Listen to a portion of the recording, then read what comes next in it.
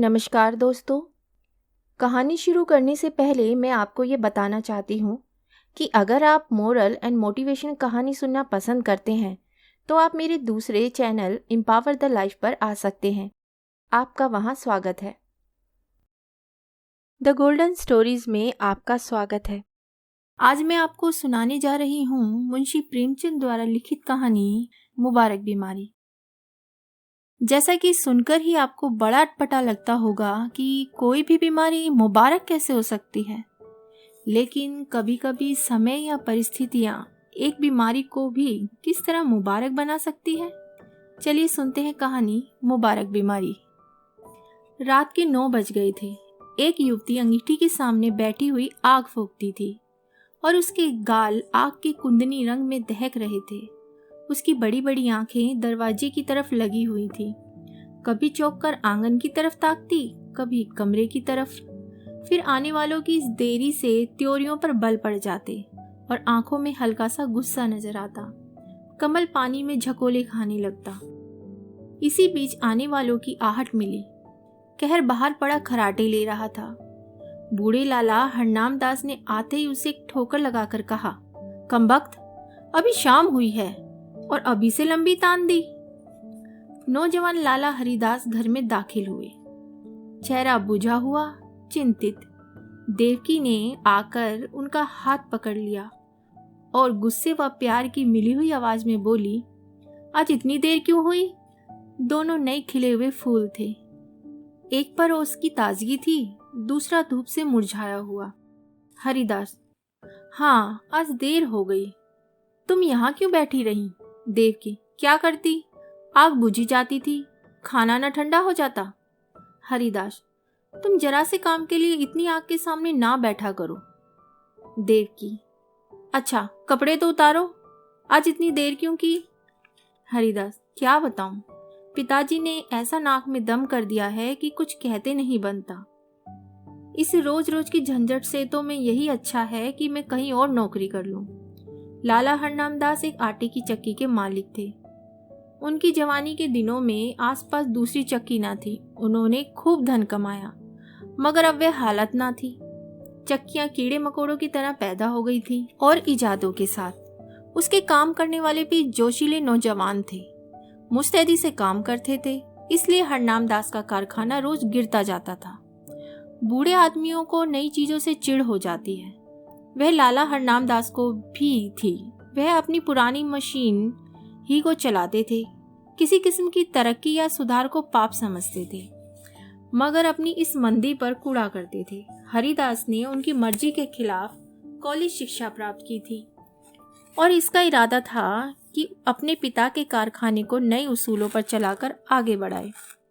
लेकिन जब वे उनसे किसी परिवर्तन या सुधार का जिक्र करता तो लाला साहब जामे से बाहर हो जाते और बड़े गर्व से कहते, कॉलेज में पढ़ने से तजुर्बा नहीं आता। तुम अभी बच्चे हो, इस काम में मेरे बाल सफेद हो गए हैं। तुम मुझे सलाह मत दो, जिस तरह मैं कहता हूँ काम किए जाओ। कई बार ऐसे मौके आ चुके थे कि बहुत ही छोटे मसलों में अपने पिता की मर्जी के खिलाफ काम करने के जुर्म में हरिदास को सख्त फटकारें पड़ी थी।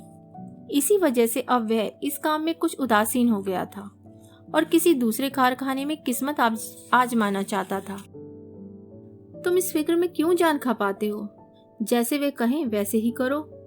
भला दूसरी जगह नौकरी कर लोगे तो वे क्या कहेंगे? और चाहे वे गुस्से के मारे कुछ ना बोले, लेकिन दुनिया तो तुम्ही को बुरा कहेगी। देव की नई शिक्षा के आभूषण से वंचित थी। उसने स्वार्थ का पाठ न पढ़ा था, मगर उसका पति अपने अल्मा मोएटर का एक प्रतिष्ठित सदस्य था। उसे अपनी योग्यता पर पूरा भरोसा था। उस पर नाम कमाने का जोश था, इसलिए वह बूढ़े पिता के पुराने ढर्रों को देखकर धीरज खो बैठता था।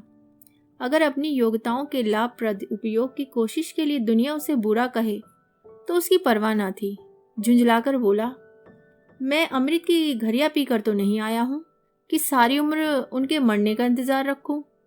मूर्खों की अनुचित टीका टिप्पणियों के डर से क्या अपनी उम्र बर्बाद कर दूं? मैं अपने कुछ हम उम्रों को जानता हूँ जो हरगिज मेरी सी योग्यता नहीं रखते, लेकिन वे मोटर पर हवा खाने निकलते हैं, बंगलों में रहते हैं और शान से जिंदगी बसर करते हैं। तो मैं क्यों हाथ पर हाथ रखे जिंदगी को अमर समझे बैठा रहूं? संतोष और निष्प्रशता का युग बीत गया, ये संघर्ष का युग है। मैं जानता हूं कि पिता का आदर करना मेरा धर्म है, मगर सिद्धांतों के मामले में मैं उनसे क्या कहूं, किसी से भी नहीं दब सकता। इसी बीच कहार ने आकर कहा, लाला जी थाली मांगते हैं। लाला हरनाम दास हिंदू रस्म रिवाज के बड़े पाबंद थे, मगर बुढ़ापे के कारण चौक के चक्कर से मुक्ति पा चुके थे। पहले कुछ दिनों तक जाड़ों में रात को पूरियां ना हजम होती थी, इसलिए चपातियां ही अपनी बैठक में मंगा लिया करते थे। मजबूरी ने वह कराया था जो हुज्जत और दलील के काबू से बाहर था। हरिदास के लिए भी देवकी ने खाना निकाला। पहले तो वे हजरत बहुत दुखी नजर से आते थे, लेकिन बघार की खुशबू ने खाने के लिए चाव पैदा कर दिया था। अक्सर हम अपनी आंख और नाक से हाजमे का काम लिया करते हैं। लाला हरनाम दास रात को भले चंगे सोए, लेकिन अपने बेटे की गुस्ताखियां और कुछ अपने कारोबार की सुस्ती और मंदी उनकी आत्मा के लिए भयानक कष्ट का कारण हो गई। और चाहे इसी उद्विग्नता का असर हो, चाहे बुढ़ापे का, सुबह होने से पहले उन पर लकवे का हमला हो गया। जबान बंद हो गई और चेहरा ऐंठ गया। हरिदास डॉक्टर के पास दौड़ा। डॉक्टर आए, मरीज को देखा और बोले, डरने की कोई बात नहीं है, सेहत होगी, मगर 3 महीने से कम न लगेंगे। चिंताओं के कारण यह हमला हुआ है, इसलिए कोशिश करनी चाहिए कि वे आराम से सोएं, परेशान ना हो, और जबान खुल जाने पर भी जहां तक मुमकिन हो बोलने से बचे।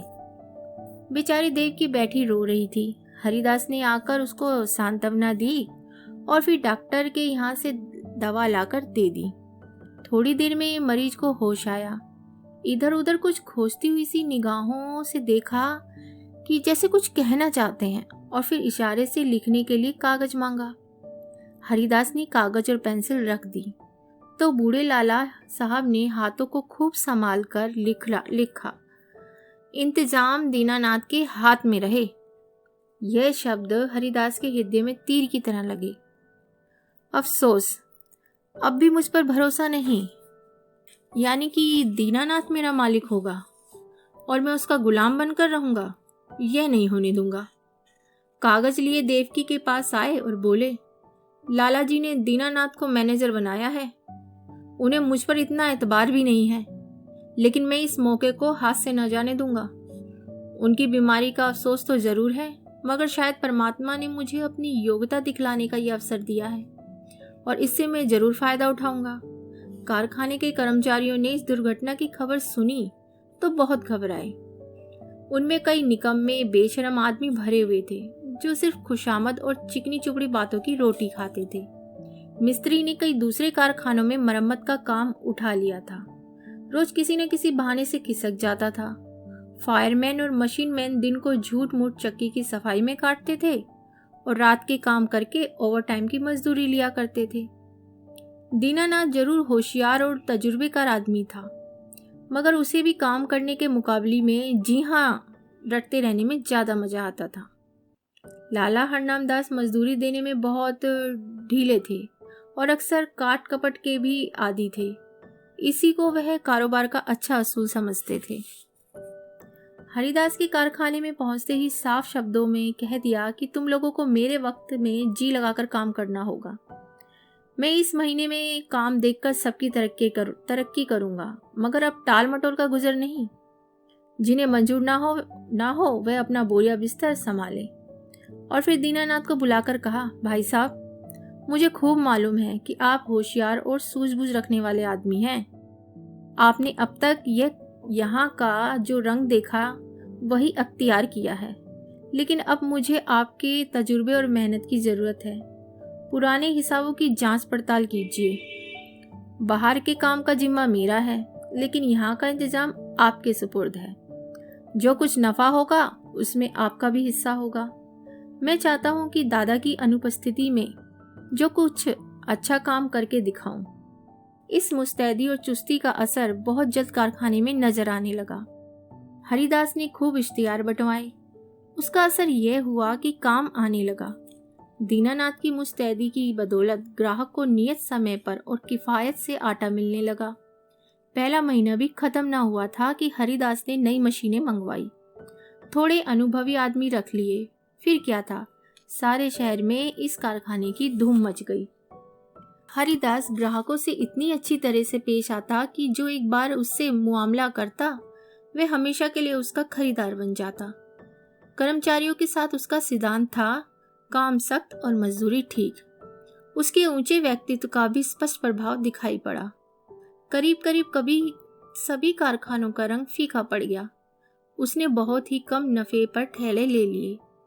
मशीन को दम मारने की मोहलत न थी, रात और दिन काम होता था।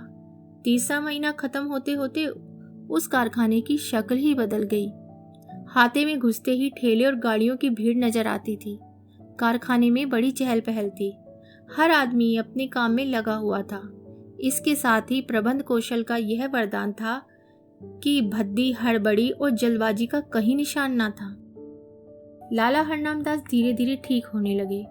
1 महीने के बाद वे रुक कर कुछ बोलने लगे।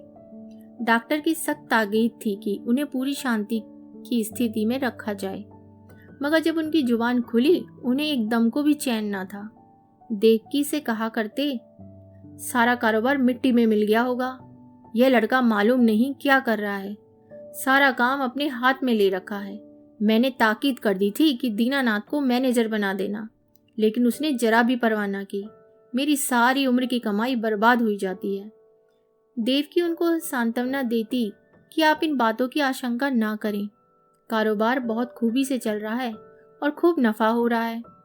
पर वह भी इस मामले में तूल देते हुए डरती थी कि कहीं लकवे का फिर हमला ना हो जाए। हूँ हाँ कहकर टालना चाहती थी। हरिदास जो ही घर में आता, लालाजी उस पर सवालों की बौछार कर देते, और जब वह टालकर कोई दूसरा जिक्र छेड़ देता तो बिगड़ जाते और कहते, जालिम, तू जीते जी मेरे गले पर छुरी फेर रहा है, मेरी पूंजी उड़ा रहा है। तुझे क्या मालूम कि मैंने एक एक कौड़ी किस मशक्कत से जमा की है। तूने दिल में ठान ली है कि इस बुढ़ापे में मुझे गली गली ठोकर खिलाए, मुझे कौड़ी कौड़ी का मोहताज बनाए। हरिदास फटकार का कोई जवाब न देता, क्योंकि बात से बात बढ़ती है। उसकी चुप्पी से लाला साहब को यकीन हो जाता कि कारखाना तबाह हो गया। एक रोज देवकी ने हरिदास से कहा, अभी कितने दिन और इन बातों को लाला जी से छिपाओगे? हरिदास ने जवाब दिया, मैं तो चाहता हूँ कि नई मशीन का रुपया अदा हो जाए तो उन्हें ले जाकर सब कुछ दिखा दूं। तब तक डॉक्टर साहब की हिदायत के अनुसार 3 महीने भी पूरे हो जाएंगे। देवकी, लेकिन इस छिपाने से क्या फायदा, जब वे 8 पहर इसी की रट लगाए रहते हैं। इससे तो चिंता और बढ़ती है, कम नहीं होती।